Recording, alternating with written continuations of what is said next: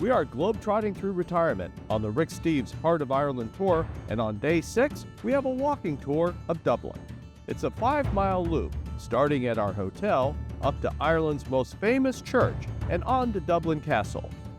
Then, we're off to Trinity College and the Book of Kells. From there, we're off to see the bog bodies, and then strolling back to our hotel through St. Stephen's Green. Our first stop is St. Patrick's Cathedral, the national cathedral of Ireland. Although we don't go inside, the grounds around it are beautiful. If you're enjoying these videos, please subscribe and hit the like button. This is Dublin Castle, the site of a military fortress dating back to the days of the Vikings. But it was King John of England who built this castle as the main seat of British rule in the year 1204. While much of the castle was destroyed in a fire hundreds of years ago, the record tower remains. During British rule, Dublin Castle was popular with the English monarchs. Queen Victoria visited here 4 times. This large courtyard held military parades and was the site of the 1916 Eastern Uprising. So now we're here at Trinity College to see a portion of the Book of Kells.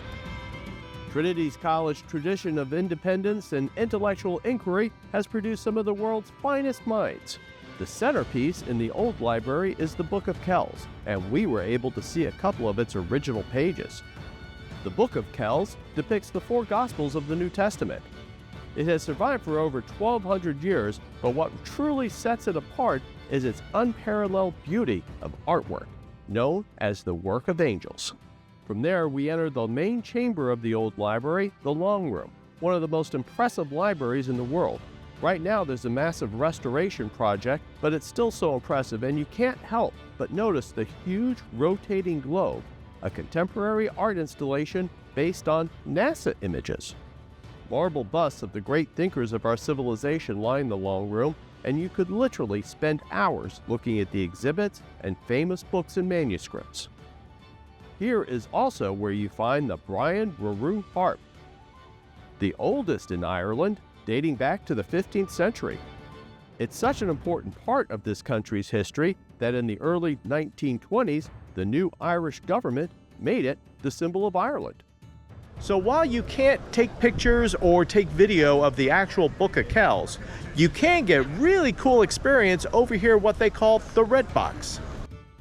Trinity College has raced the Book of Kells into the 21st century with a digital, interactive Book of Kells experience at the Red Pavilion.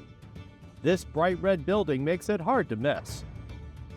Admission is included with your Book of Kells ticket, and it really brings history to life. Built in 2024, this is a wonderful blend of technology and storytelling, like the busts of the world's greatest minds that we just saw in the long hall of the library. These statues blink and chat with their counterparts in an active conversation. I have come to conclusions about the purpose of our presence here. It seems to me that all of us have added something to human history and culture.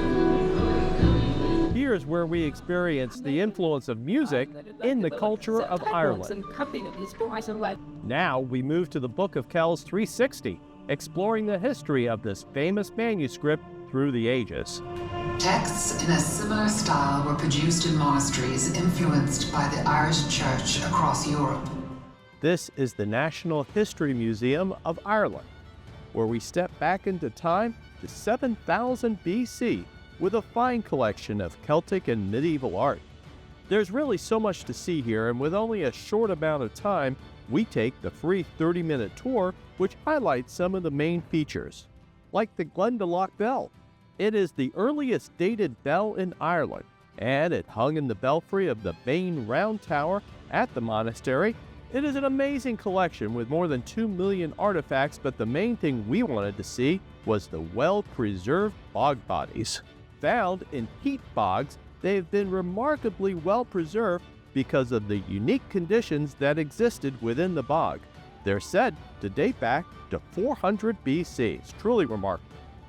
Although there's so much more to see in Dublin, we really feel like we got a true taste of the capital city of Ireland on this walking tour, and it is a place that we would love to return as we continue globetrotting through retirement.